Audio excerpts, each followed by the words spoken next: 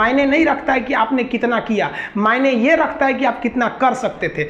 जब लंका में पुल बनाया जा रहा था पत्थरों को जोड़ जोड़ कर सीता माँ को लाने के लिए, तो बंदरों के साथ साथ गिलहरियाँ भी वहाँ पत्थर भर रही थी, तो इन सब से कितना पत्थर ही उठेगा। एक बंदर आया तो उठा के फेंक दिया गिलहरी को, भाग यहाँ से, तो इतनी पत्थर बीच में ला रही है। तो मर्यादा पुरुषोत्तम राम के पास वो जाके गिलहरी गिरी, तो गिलहरी को वो प्यार से सहलाए थे ना, तो ऐसा कहा जाता है कि इस पे जो निशान है गिलहरी के पीठ पे वो राम जी का है। राम जी ने उस बंदर को बुलाया और कहा कि देखो तुम इतना विशाल पत्थर उठा रहे हो तो तुम्हारा शरीर भी विशाल है, ये गिलहरी इतना बड़ा पत्थर उठा रही है जितना इसकी क्षमता है। तो आप अगर कामयाब होना चाहते हैं तो आप ये मत सोचिए कि आप हमने आज 8 घंटे पढ़ लिए या 8 घंटा हम मेहनत किए, आप ये सोचिए कि आप कितना कर सकते थे। और देखिए जो सपने देखते हैं उनके लिए तो पूरी रात छोटी पड़ जाती है, और सपने पूरे करने वाले के लिए पूरा दिन छोटा पड़ जाता है। अगर आपके अंदर जिम्मेदारी है ना, तो आप यकीन मानिए आप चैन से सो नहीं पाएंगे। जिम्मेदारी ऐसी चीज होती है जो रातों की नींद छीन लेती है। रात में जगने वाला हर लड़का आशिक नहीं होता।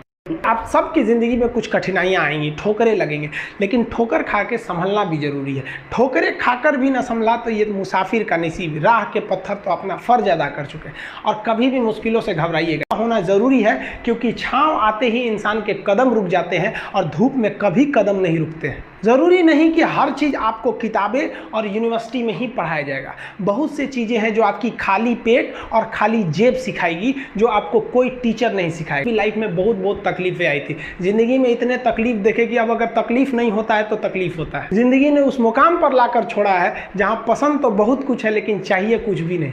लोग कहते हैं कि खाली हाथ आए थे खाली हाथ जाओगे, गलत बोलते हैं।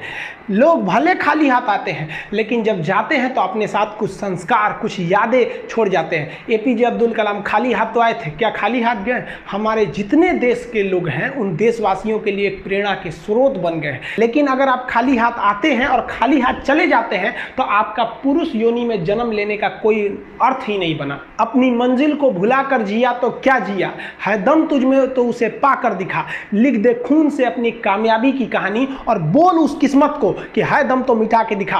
इसलिए कभी किस्मत को मत कोसिएगा, अपने हौसले से अपनी कहानी लिखिएगा। पसीने की स्याही से जो लिखते हैं अपने हौसले के इरादे, उनके मुकद्दर के पन्ने कभी कोरे नहीं होते। पैसा और समय में तालमेल बिठाना बहुत जरूरी होता है। पैसा कहता है कि तू कुछ करेगा तो हम आएंगे, जबकि लोग गलती करते हैं। लोग कहते हैं कि पैसा आएगा तब हम कुछ करेंगे, ऐसा है ना, तब तक आपको नीचे गिरने नहीं देगा। देखिए पैसा जीवन में बहुत कुछ है, बहुत कुछ, लेकिन पैसा सब कुछ नहीं है। इंसानियत मायने रखने चाहिए। समय के साथ अब कभी खिलवाड़ मत कीजिएगा। दुख की बात यह है कि समय बहुत कम है, लेकिन सुख की बात यह है कि अभी भी समय है। लेकिन समय के पास इतना समय नहीं है कि आपको दोबारा समय देगा।